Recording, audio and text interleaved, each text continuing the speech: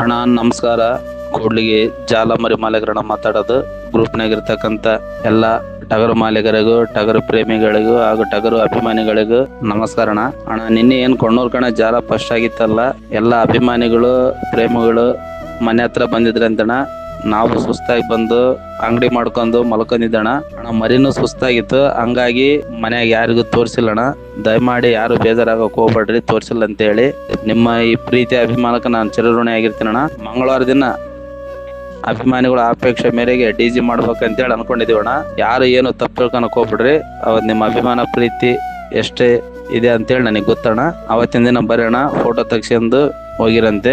ಇವತ್ತು ಮರಿ ತೋರಿಸಿಲ್ಲ ಅಂತೇಳಿ ದಯಮಾಡಿ ಕೈ ಮುಗಿದು ಹೇಳ್ತೀನಿ, ಯಾರು ಬೇಜಾರಾಗ್ಬಿಡೋಣ. ಮರಿ ಟೈರ್ಡ್ ಭಾಳ ಆಗಿತ್ತಣ್ಣ, ಸುಸ್ತು ಭಾಳ ಆಗಿತ್ತು.